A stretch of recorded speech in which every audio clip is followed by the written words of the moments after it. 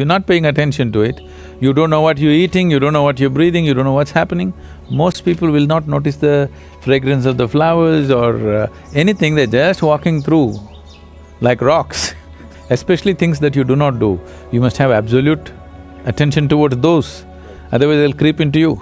The more information you heap upon on any mind, or let's say starting from childhood, the more he will develop aversion to attention.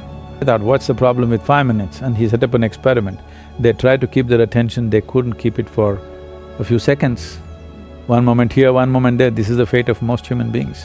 An entrepreneur or anybody who wants to navigate through any situation needs intelligence, not just information. So what shape you give to your chitta, it will always manifest in the world because it's empowered by life-making energy behind it. And that possibility is there in an entrepreneur's life, that he can turn his entrepreneurship into a spiritual possibility and a spiritual growth, or growth of the being itself.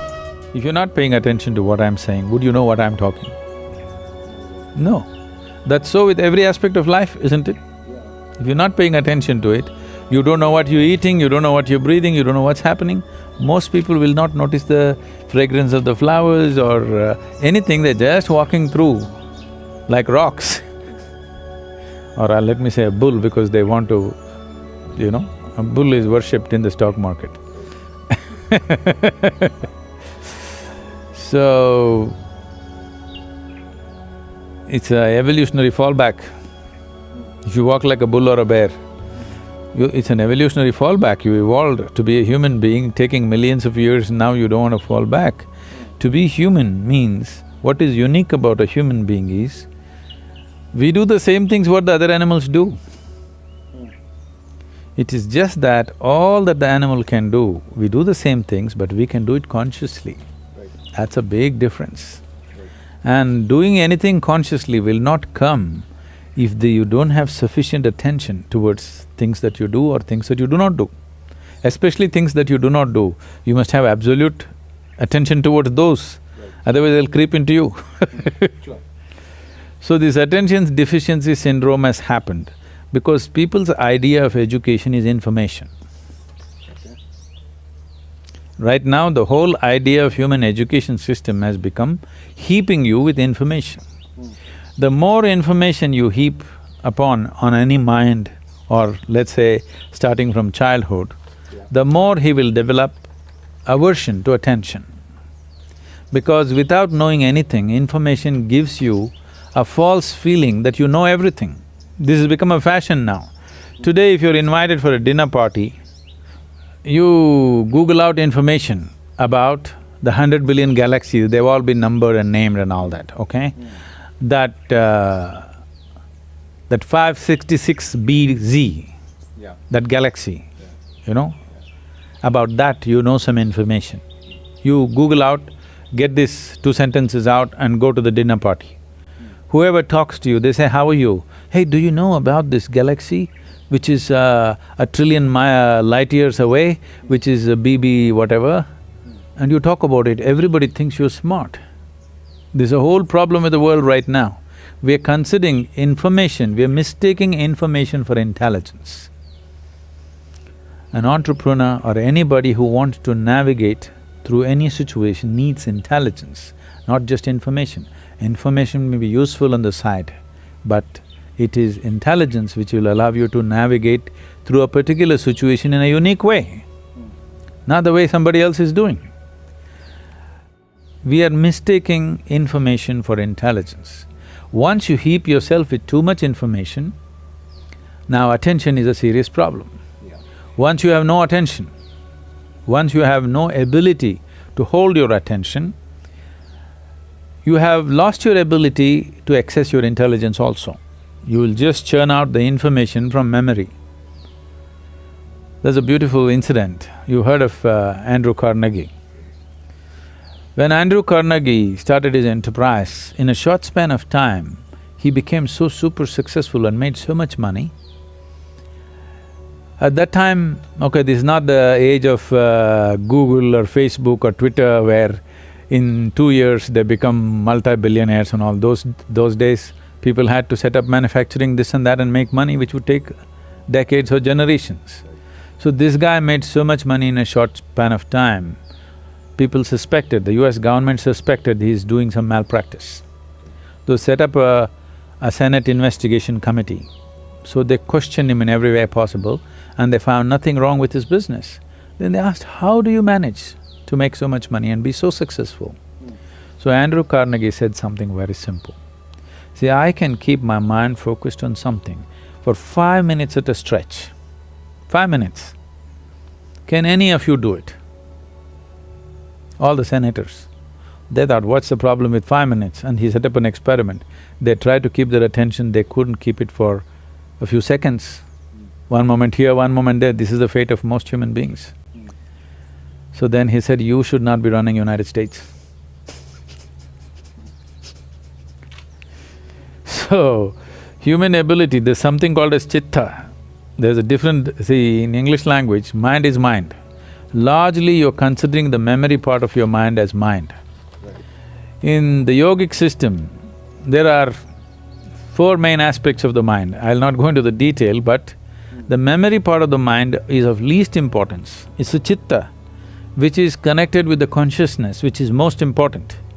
If you find a shape for your chitta, that shape will manifest always, because it's empowered by life-making material which for lack of words we're using the word consciousness, that which is the basis of life.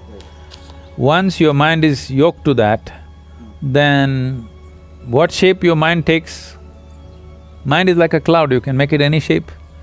You can make it godlike, you can make it a devil out of it, you can make a pig out of it, you can make whatever out of it, you know? It's a nebulous thing. So what shape you give to your chitta, it will always manifest in the world because it's empowered by life-making energy behind it. So that is the most important aspect of the mind, not the memory. Memory is important to handle the material aspects. After all, an entrepreneur may be just trying to handle material, it's fine, but I would like an entrepreneur's life to become an exciting adventure, where his process of exploring new possibilities become truly new possibilities in his experience, not just economic possibilities. And that possibility is there in an entrepreneur's life, that he can turn his entrepreneurship into a spiritual possibility and a spiritual growth, or growth of the being itself, which I feel everybody should explore. That's why we're trying to bring a spiritual element. Success will come easy more than anything, because success will come easy not because of any magic, simply because you function at your full potential. If you want to… there is… in schools they have something called as a 3-legged race. Though you get 3 legs, you run slower. With 2 legs, you would run faster, isn't it? With 3 legs, you must become more efficient in numbers if you just simply look at it. But this is how it is. With more information means something that is not yours, you attach it to your memory and identify yourself with it. The more you do that, the less effective you become. But right now, our whole idea of education is information, and there is internet. A 12-year-old child knows what is the name of the galaxy up there, 1 trillion light years away, which is not good for him. Because this is not knowledge, this is not of any usefulness, this is only for boastfulness. And above all, it'll take away your ability to pay attention, because the basis of attention is you realize that you do not know even a speck in the universe properly. In its entirety, you do not even know an atom. That's why you can pay attention. If you think, I know this, you cannot pay attention. It's the arrogance of information which will bring you attention deficiency. Most of the things apart from the spiritual process that I did, I never went through any training. I simply went and did it like I know it. And it always worked.